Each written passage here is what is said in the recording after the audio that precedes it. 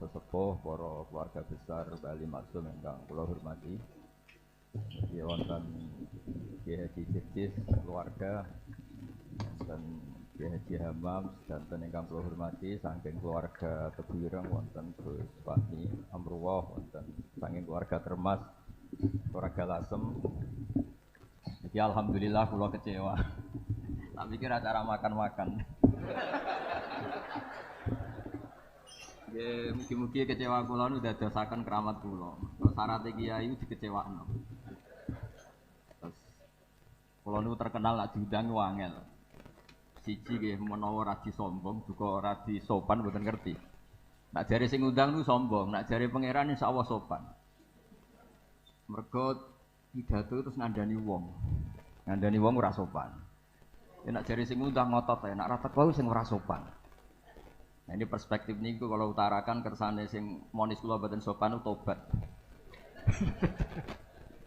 Gini iki rileks mawon. Kula secara struktur keluarga manggil Bu Ida niku bulik karena kula niku generasi Mbak Aziz, Mbak Maimunah, gak ada putra namanya Mbak Idrus. Mbak Idrus juga ada putra Mbah kula Fatimah ibu kula. Kula generasi ke-6. Menawi keluarga kerapyak misalnya Bu Ida, Mbah Ali Maksum, Mbah Nuriyah, terus Mbah Mas Furiyah, terus Mbah Abdul Aziz. Tapi buyut kula niku mbarep. Dados kula memang secara emosional dekat sekali sama keluarga Lasem. Cuma istilahnya kula keceluk Bani Umar. Sing teng mriki wonten Mbak Fatma niku garwanipun.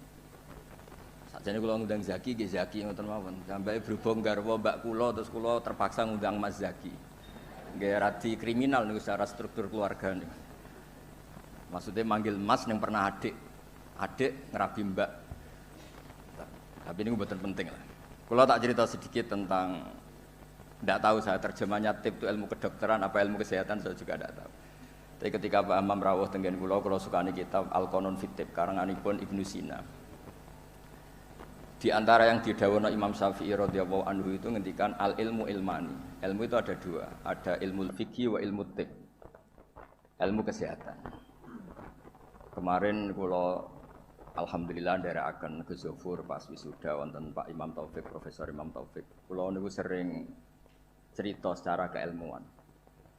Ilmu kesehatan itu penting. Misalnya ada orang belajar sabar lewat referensi kayak hikam, kayak ihya. Ya. Tapi makanannya itu pemicu emosi. Kula guyon mbek Gus Zofur iku mandindi kira-kira. Jadi belajar itu sabar, wajib sabar. Tapi yang dimakan itu yang memicu emosi. Belajarnya tentang kesehatan berpikir, tapi nyabu. Artinya makanan itu punya pengaruh penting dalam sistem tubuh kita. Orang mabuk ya karena makanan, orang gampang emosi ya karena makanan. Makanya Imam Syafi'i di sini ngendikan ilmu fikih wa ilmu tib. Orang punya kemampuan rasionalitas itu kalau otaknya normal. Normal itu bisa dipicu, disebabkan cara pandang. Cara pandang ini penting. Misalnya tadi, kalau orang ngundang saya itu pikirannya itu ngundang, kalau nggak dituruti itu terus mutung, darani sombong macam-macam. Kalau saya itu cara berpikir kebalik, diundang nang panggung, terus ngadeg, terus ngandani wong, kadang dikandani luwih sepuh, terus ruwet. Kulo niku pun memaklumatkan diri uzlah, mbah-mbah kulo niku terkenal wali, jadi kulo nggih mau daftar wali resmi. Jadi kalau niku sering niki cerita mawon kula mungkin tidak sampai 20 menit. Selain mungkin buatan mampu nggih, memang enggak boleh lama-lama. Haram.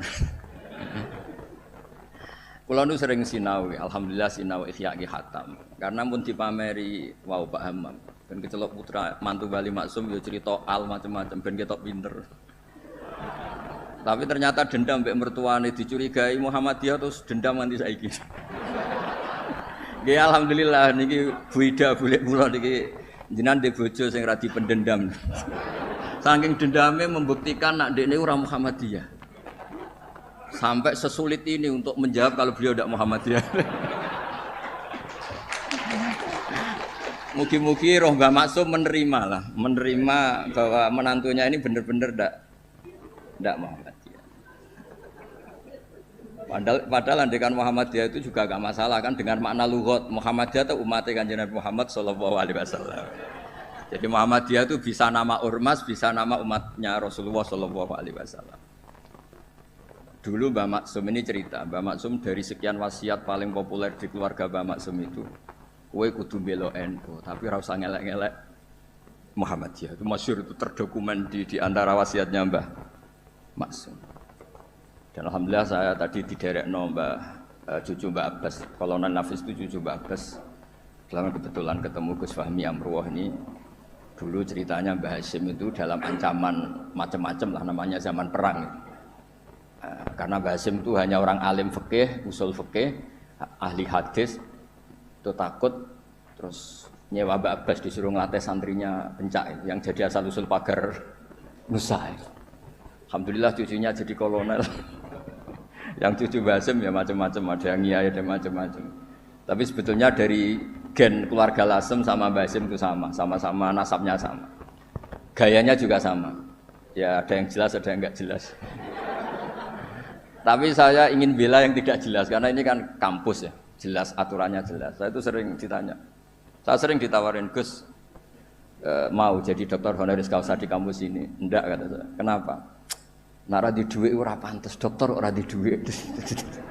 Jadi enak Gus nonton ngopi ge pantes, ora jelas ge pantes, kafe pantes. Tapi dari ketidakjelasan itu menjadi jelas. Kalau semuanya itu sistem kampus, itu nanti orang mau belajar tema fikih tertentu, misalnya kalau di fikih harus nunggu semester berapa baru ada pelajaran itu. Masa mau belajar khed daftar dulu sampai mata kuliah berapa baru dapat pelajaran khed. Itu bisa tutup Islam kalau semuanya tertib itu. Tapi baru kayak kiai gak jelas kayak saya itu di jalan ketemu orang tanya, Gus, badhe sowan apa? Ketemu saya di pasar. Saya hobi sering ke pasar. Bukan karena nganggur ya memang seneng. Saya tuh senang di pasar tuh sederhana, kalau ada ibu-ibu awam tak belajari 10.000 senang, alhamdulillah. Kok pinter jenengan? Saya ini kiai besar, jadi kalau muni alhamdulillah ngenteni untuk duit 10 juta, ini yang nggak pernah ngaji untuk duit 10.000 iso syukur. Jadi tak anggap itu bentuk kekalahan saya. Jadi kalau nang pasar itu bentuk tawaduk kula. Ini mboten ngajari terus kiai-kiai nang pasar nggih mboten, iki cerita mawon. Cerita ijtihad kula. Terus saya bilang, mboten usah di sini saja. Terus tanya, anak saya itu istighadah, Gus, keluar darah gini-gini, sholatnya gimana? Tak jawab saat itu juga. Ada kiai yang negur itu tidak sopan, Gus, tanya kok tidak sowan itu. Nak sowan malah ra sopan, siji ganggu aku pas istirahat. Nomor loro cah dalemku ribet gawe teh ngene-ngene. Mergo cah dalemku ya agak kacau. Habis bikin teh kok ada tamu lagi, mau kok gak menisan. Karena terus harus bikin teh lagi. Saya itu sudah survei di semua cah dalem kiai itu ternyata ngeluh kalau kiainya tamunya banyak. Jadi dulu ketika saya masih nerima tamu, 2 tahun Yai wafat itu saya masih nerima tamu. Itu kalau ada tamu, kangkang resik-resik ada tamu lagi. Waduh, gak menisan mau, maksudnya koda jadi. Ndak, ini cerita saja, bukan nyindir para tamu ndak, tapi ini supaya dimengerti bahwa kehadiran mereka itu gak dikehendaki candalem. Nah ini kan lembaga ilmiah, ini kan diskusi, ini ada Mas Imam Taufik tukang diskusi. Jadi ndak, ini yang tertib ya monggo, yang enggak tertib ya, karena barokahnya ndak tertib itu misalnya semua orang soleh di masjid. Kalau ada orang kecelakaan yang nolong ya orang-orang yang di jalan. Itu orang-orang enggak tertib. Tapi itu efektif itu. Ada orang tersesat yang nolong mereka, kecelakaan mereka, ada orang jampret yang nolong mereka. Jadi umat Islam itu di mana saja itu baik. Yang jalur kampus gitu baik, yang jalur enggak tertib kayak saya juga baik. Dan dari dulu saya itu yakin suatu saat saya tetap keramat dengan cara saya seperti ini. Bukan apa-apa, karena tadi orang Islam itu banyak yang nganggep kampus itu elit. Wow, itu bayar, terus elit, terus berdasi. Jadi bayang notok aja enggak. Kalau cerita Pak Imam Taufik pertama kuliah itu sudah bayangkan di wisuda, kata beliau pas di sana pertama masuk itu sudah bayangkan di wisuda. Kalau di pondok kan enggak. Wong Islam talukan mondok, sekian ini ra jelas, padha ra jelas santai. Dijak jagungan, mau ditakoki kowe candi le. Ngapak, ngapak santai. Ya pokoknya enggak jelas. Tapi dari cerita enggak jelas itu saya punya argumentasi ilmiah. Yang milih jalur ini, saya kan enggak perlu cerita yang jelas-jelas tadi. Beliau sudah promosi sampai sebegitu hebatnya. hebat, betul. Pokoknya top lah. Cara tahadus bin Emah itu top. Enggak tahu tahadus apa sponsor enggak tahu. Tergantung niat itu. Saya juga nanti insya Allah hormat keluarga Gus Asim di keluarga Genawawi baca hikam. Memang saya ini mohon maaf, saya itu susah diundang. Bukan apa-apa, memang saya punya bapak namanya Gen Nur Salim itu, punya abah namanya Mbak Nur Sam itu nggak pernah keluar rumah. Jadi saya punya sanad gen keluarga yang suka di dalam.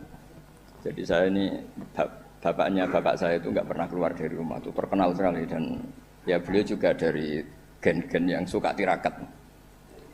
Saya jarang cerita itu karena beliau itu puasa mulai dulu sampai wafat. Jadi saya jarang cerita karena takut. Lah jenengan kok mboten ngoten Gus. Makanya saya lebih sentuh cerita gen dari ibu karena keluarga Lasem itu rileks, ngopi-ngopi, cangkruk, semuanya santai. Ya alhamdulillah kok punya sanad begitu.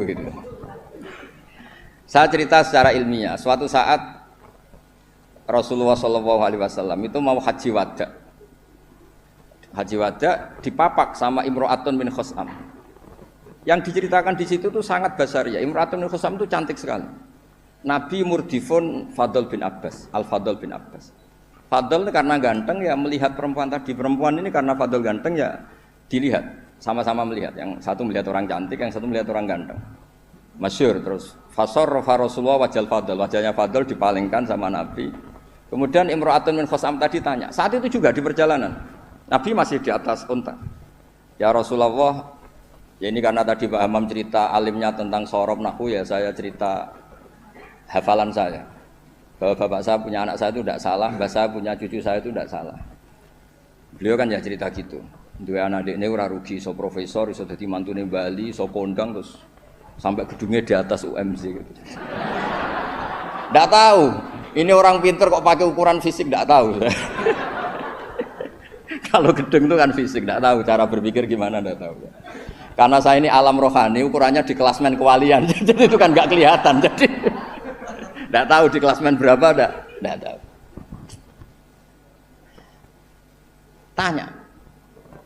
Tanya inna faridotawah ala ibadihi adrokat abi syekhon kabiron. Afa ahujju anhu. Nabi jawab, qala na'am. Ayan fa'uhu dzalik, qala na'am. Kama lokana ala biki denun faqadaitihi nafa'ahu. Ya Rasulullah, bapak saya ini sudah sepuh sekali ketika haji diwajibkan. Apa saya bisa menghajikan beliau? Bisa. Apa manfaat? Ya bisa, seperti bapak kamu punya utang, kamu yang bayar itu cukup. Ya. Lalu Imam Bukhari itu mengebabkan ini sampai 3 kali. Satu di bab haji makdud. Jadi sebetulnya haji itu ada 2. Yang niabah atau badal. Menghajikan yang mati karena sudah tidak bisa haji. Atau menghajikan yang lumpuh yang nggak mungkin haji lagi, disebut haji ma'dud. Jadi Imam Bukhari mengebabkan babul hajil ma'dud atau al-ihjad anil ma'dud. Tapi di bab berikutnya dengan hadis yang sama persis beliau mengebabkan babu hajil mar'ati anir rojul, karena secara fikih ini masalah, masa perempuan mengganti lelaki. Tapi dengan hadis yang persis di bab ilmu Imam Bukhari mengebabkan babul futya fitorik. Bab boleh fatwa ketika di tengah jalan. Jadi nggak perlu ada kiai yang kiai resmi nggih monggo, kalau ada pertanyaan sowan dulu, daftar dulu nggih monggo. Kiai kayak saya seketemunya juga monggo. Saya itu 2005 itu tiap bulan ke Jogja di UI sama Profesor Zaini. Itu mesti ngebis. Ya mesti ada yang tanya. Jenengan Gus Mbak nggih. Wah, beneran Gus badhe tanglet. Niku kadang sampai Rembang sampai Semarang ora barbar. Tak takoki sampai 20. Loh kok banyak betul. Mumpung ketemu Gus, nek jenengan nek disowani wangel. Nggih barokahnya niku mboten bayar Pak Amam, dadi ikhlas. Mboten niki cerita mawon barokahe ketemu niku mboten bayar, dadi ikhlas ini. Jadi Indonesia ini berkah sekali, ada yang nekuni formalitas, kados Profesor Hamam, Profesor Imam Taufik, Gus Wofur banyak. Ada yang nekuni yang kayak saya, tapi saya mohon yang kayak saya juga harus alim betul. Sehingga ojo pepera formal terus uteke juga agak jelas, visinya agak jelas, asal usulnya juga agak jelas. Enggak boleh, harus tetap jelas. Supaya Islam ini bisa ada di mana-mana. Orang bisa tanya kiai kapan saja, di mana saja. Saya ini haji itu tidak mutawif, bayar. Saya umroh juga milih bayar daripada gratis di kongkonan. Saya berkali-kali ditawari Gus haji Gus gratis kira-kira mau mari gue kongkonan dulu. Umroh juga sering ditawani Gus, jadi gak bayar raya. duit 20 juta atau 30 juta jadi budak kata jadi kongkon-kongkonan gitu. Wis ngono arahe kon ngesahno pilihan KPIH-ne ini. Mbok cara fikih ra salah kon ngesahno wong fatwa orderan kan. Jadi rada repot kadang gitu. Kadang padahal secara fikih itu bisa diperdebatkan sah tidaknya. Mboten sah tidaknya haji ya ibadah yang mboten penting-penting lah. Nah, berkahnya orang kayak Bali Maksum yang nekuni keilmuan teng Termas, Bali Maksum ditemani Mbah kula.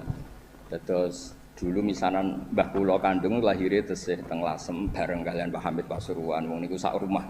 Makanya kula dikenal Bani Umar nah teng Lasem iki dari partai Bani Umar. Karena Mbah Umar digarwa Mbah Maimunah niku putrine Mbah Abdul Aziz. Jadi kalau lingkup lebih besar disebut Bani Abdul Aziz. Barokah Mbah Ali Maksum terus beliau ngaji teng Mbah Dimyati riyen bareng putra-putrane Mbah Mahfud termasuk Mbah Muhammad. Punya satu putra namanya Mbah Muhammad, Gus Muhammad. Niku ilmu itu di mana-mana sehingga kampung-kampung itu luar biasa Islam teng Indonesia. Ada syekh yang datang dari negara yang tertib sekali. Di Indonesia imam digaji berapa? Fasilitasnya apa? Di negara kami imam itu digaji 70 juta, fasilitasnya mobil BMW gini-gini. Kalau di Indonesia enggak, kadang komat sendiri, adzan sendiri. Terus lucunya itu Mas Imam Taufik itu imamnya tetap bilang imaman lillahi ta'ala. Ditanya, kenapa bilang imaman enggak ada makmumnya? Makmumnya jin, Gus. Warga di kampung itu. Tapi uniknya syekh yang dari negara tertentu yang digaji itu digojlok sama Kiai Indonesia Gus Fahmi. Makanya kamu jamaah terus, takut potong gaji ya. Karena dia digaji, difasilitasi, kalau dia bolos itu potong gaji. Kaget saya, ternyata ini masalah dalam dunia ikhlas itu. Pertama mencibir Indonesia, imam nggak diperlakukan secara terhormat, nggak difasilitasi. Terus kata imam Indonesia, makanya jenengan sholat terus, takut potong gaji. Akhirnya saya ini sadar. Oh ya, bagus ikhlas. Ya artinya barokahnya enggak tertib itu juga hakikatnya tertib karena akhirnya ada masjid di kampung-kampung enggak jelas pendirinya siapa, wakafnya juga sengketa, sertifikasinya juga sengketa, kiainya juga sengketa. Yang baru jadi takmir semangat pengajian besar, yang enggak takmir mutung. Barokah mutung terus bikin masjid tandingan, akhirnya masjid di situ banyak alhamdulillah. Pokoknya nah kiai itu harus punya kelapangan pandangan seperti ini supaya Islam itu di mana-mana. Kalau semuanya tertib nanti prosedural. Masa mau tanya haji saja nunggu semester yang kebetulan ngajarkan apa? Haji.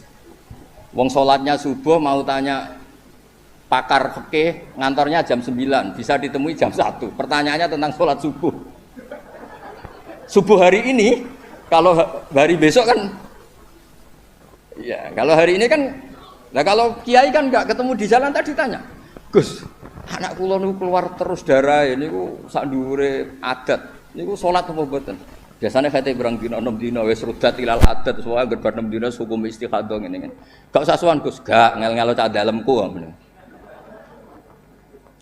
Ini mboten nyindir, maksudnya cerita, jadi mboten cerita. Jadi monggo lah istihad apapun itu baik asal didasari keilmuan yang baik. Jangan sampai apa ya, karena kita punya pilihan istihad tertentu seakan-akan yang lain itu salah. Saya berkali-kali cerita menyangkut istihad. Ya saya ulang lagi, saya berkali-kali cerita tentang istihad dan dari sekian itu di antara yang mau saya baca di sini, nanti kitab ini saya tinggal mungkin bisa dipelajari menantu Bali Maksum yang bernama Profesor Hammam itu. Yang tadi cerita terus tentang bahasa Arab, kayaknya butuh legitimasi ini loh mantu Bali. Beliau khawatir kalau hanya dianggap pakar medis itu. Apalagi di depan keluarga Lasem. Nah, darani ra iso ngaji kan yo isin mantu Bali Maksum. Jadi tadi maklumat terselubung lah kira-kira gitu. Ini kata beliau kan ini tetap ingin ikut sunnah Rasulullah Shallallahu Alaihi Wasallam. Ini saya bacakan. Ini kitab yang luar biasa. Ini namanya kitab Al-Milanul Kubro karangannya Imam Sa'roni. Ada perubahan yang enggak diduga para kiai-kiai Indonesia. Ngiranya perubahan itu kan masyhur kan fal yughayyiruhu biyadi, terus urutannya apa? Man ra'a minkum munkaron fal yughayyiruhu biyadi dulu ya. Terus bilisani, yang terakhir apa? Biqalbi. Itu umumnya kiai kan nafsiri biqalbi itu yang penting kamu gak suka kemaksiatan itu. Yang penting Anda ngingkari atau gak suka bentuk-bentuk perilaku maksiat itu. Tapi di sini ada dawuh ya makalah dari Imam Sa'roni. Ini bisa disemak nanti kitab ini saya tinggalkan. Saya tinggal maksudnya. Saya baca ya. Ketika watahhiruhu bil qalbi likullil arifin alladzina ghalaba alaihim syuhudu ikhtiqarihim nufusahum ayyakunu nahina li ghairihim fayatawajjahu ahaduhum bil qalbihi ila Allah azza wa jalla fi tahyiri dzalikal munkar fayakuffu dzalimu an dzulmihi wa syaribul khamri an syurbihi fahadha huwa tahyiru haqiqatan. Jadi kalau menurut pakar ilmu hakikat fal yughayyiru bi qalbi itu Pak Hamam punya hubungan munajat dengan Allah nak dikandani ra kena tak madhep aku ning pangeran. Umat didongakno, dongane jenengan mandi terus semua orang itu baik. Jadi biqalbi itu menurut saya teori ini lebih masuk akal. Kalau biadihi itu aksi nyata melakukan perubahan bil lisan, harusnya bil qalbi juga aksi nyata melibatkan qalbu untuk melakukan perubahan yaitu munajat dipakai doa. Dan itu yang dilakukan para wali-wali. Ketika anak nakal itu mesti nak ngandani bapake, ya coba kandani tok, tirakati le. Dongakno tirakati. Orang ngandani nabok ra kasil, ngomel ra kasil, wis ora urusan. Ndak begitu maknanya biqalbi itu gitu. Jadi biqalbi itu tawajjuh sama Allah taala bil qalbi mendoakan yang sedang nakal supaya apa? Tobat. Jadi ini bentuk penghormatan kula kalian Bu Ida pernah boleh kula di struktur keluarga Lasem semua Bani Bali Maksum supaya ngikutilah bahwa kita ini tidak cukup untuk fisik kita ngelayani umatnya Rasulullah. Saya sering cerita ke orang-orang, nah aku jadi kiai apian hormat tamu mangane enak, mungkin gajaran hormat tamu itu 10, tapi ngel-ngelo candalem, apa mana nak nyentak, cepet nang mateng, goblok masake gak enak. Jadi hormati untuk poin 10, ngamuke untuk dosa 10. Kira-kira 50-50 lah kira-kira gitu. Kula lho niki madzhab kula, sampean ndak harus ikut saya. Tapi tolong didengar. Tidak harus ikut tapi tolong didengar. Supaya seimbang. Nah, fatwa yang engkar bil qalbi itu memang buhdul mungkar itu wajib. Jadi teori yang terkenal, saya ulang lagi, teori yang terkenal melihat kemungkaran kita berubah biadi, enggak bisa, bilisan enggak bisa. Bil qalbi itu yang penting kamu budul mungkar karena hubul mungkar tidak mungkin tidak taat. Membenci mungkar itu taat, mencintai mungkar itu maksiat. Sehingga orang fikih juga gak salah ketika bilang bil qalbi itu yang penting kamu anti kemungkaran, kamu benci kemungkaran. Oke itu benar secara fikih. Tapi secara ilmu hakikat itu masalah. Masalahnya begini. Biadihi itu ikhtiar untuk bikin perubahan. Nah, bilisanihi juga ikhtiar untuk bikin perubahan. Ya harusnya bil qalbi juga ikhtiar qalbu untuk bikin perubahan. Caranya apa? Tawajjuh ila Allah dengan berdoa. Nggih, Pak Hamam nggih clear ya. Wong wae jenengan mantu Bali Maksum tenan pun kula percaya. Wong iso cerita al takrif wis macam-macam. Kula mau montak mandho. Ono wong iki Mas. Mpun mengke nak teng alam roh Bali Maksum kula matur mpun mboten ngarah Muhammadiyah. Masa untuk menjawab supaya gak dituduh Muhammadiyah sampai sesulit ini. Gawe menara nekakno putu Mbah Hasim terus untuk mengesahkan. Insya Allah Bali Maksum mboten tipikal tiang suudzon mun jenengan percaya. Terus niki ngapunten sanget teng pernah mbah kula niki wonten bumi Tuhan nggih mbah kula saking keluarga kajen. Kula niku nggih keluarga kajen, keluarga Lasem, nggih keluarga Tuban, bapak kula niku Tuban saking nggih keluarga ahli tirakat. Riyen bapak kula nggih ngaos badola terus mbah kula kandung itu saya lahir teng Fakhriyah. Nggih kula niki dekat sekali lah sama keluarga Lasem. Terus mulai kecil saya disarang sama Gus Yofur. Nggih kula niki tapi kula milih jalur yang mboten jelas yo. Nah, baru kayak gak jelas itu Islam wonten di mana-mana. Sebab itu di antara dawuh wa ta'ala bal naqdhifu bil haqqi 'alal batil fayadmaghuhu fa idza huwa zaid. Qadzafa itu acak. Jadi Islam atau kebenaran bisa dibawa secara tertib kayak di kampus-kampus juga bisa dibawa cara acak. Qadzafa itu maknanya acak. Karena qadzafa itu maknanya memang acak. Sebab itu Imam Busiri nafsiri qadzafa di situ fadurru yazdatu husnan wa huwa muntazimun wa laysa yanqusu qadran ghairu muntazimin. Air yang dipam, yang ditata juga baik. Tapi barokahnya air acak, orang di tengah hutan nemukan air di mana-mana. Kalau semuanya ditertibkan di menara air, nanti kalau nyari air di titik yang sama. Nah, makanya fadur yazdadu husnan wa muntazimun wale sayang kusu qadron ghaira muntazimi. Jadi kebaikan itu kamu untai secara tertib ya baik, kamu acak saja namanya kebaikan juga tetap baik. Jadi saya pikir kalau diaturi Bu Ida, diaturi pernah bulik kula ketemu mriki tak anggap pengakuan yang tertib pada yang tidak tertib. Jadi anggap mawon ngoten gitu. Nak nganggo hukum sopan yo ngongkone wong tertib ambek sing ora tertib. Sopane sing ora tertib ambek sing tertib. Nyatane kula dikongkon gelem kan berarti cah sopan. Bocah apik lah. Terus kula suwun niki kitab ini saya tinggal untuk hadiah pada keluarga mriki Almata. Jadi ada ulama yang mengatakan fal yughayyiru biqalbi niku artinya apa? Faya tawajjahu ahaduhum. Jadi pertama orang-orang sufi itu ya, ghalaba alaihim syuhudu ikhtiqarihim nufusahum. Mereka itu menganggap dirinya itu siapa sih? Saya ini tidak Tuhan, tidak al-mudabbir, tidak pengatur alam. Kok ingin merubah alam? Kita ini siapa sih? Kok menamakan diri sebagai pengubah alam, pengubah sosial, inspirator sosial? Kita ini siapa? Tidak siapa-siapa di depan Allah itu la haula wala quwata illa billah. Nggih. Maksudnya benjenengan mboten amen aku mbek sorop tak unggahno dadi makom hakikat. Mengke karena babanya Mbah Maksum nggih dugi Mbah Sambu, Mbah Ali Maksum nggih ibuke sang dugi Mbah Sambu. Nah Mbah Maksum dugi mriku Raja napa? Mahmud nggih. Nggih Sultan Mahmud. Jadi jenengan dadi mantune raja ya mantune wali. Mulane membela dirine sampai sak jam.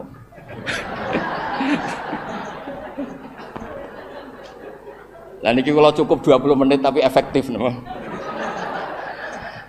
Jadi orang-orang sufi itu merasa dirinya ada siapa-siapa di depan la haula wala quwata illa billah. Terus ghalaba alaihim syuhudu ikhtiqarihim nufusahum ayyakunu nahina li ghairihim. Mereka merasa saya ini siapa sih kok sampai melakukan perubahan. Nah, akhirnya faya tawajjahu ahaduhum biqalbihi ila wa azza wa jalla fi tahyiri dzalikal munkar. Sungkeman ning Allah supaya orang sekelilingnya baik-baik saja. Tapi karena beliau-beliau ini wali, akhirnya fayakufu dzalimu an dzulmi wa syaribul khamri an syurbi. Fa hadza huwa taghyiru haqiqatan. Makanya cerita-cerita wali itu ya kalau ada kemungkaran sungkem, kampung sing abangan ditirakati jadi kampung yang baik. Ora nato orasinya. Paham ya?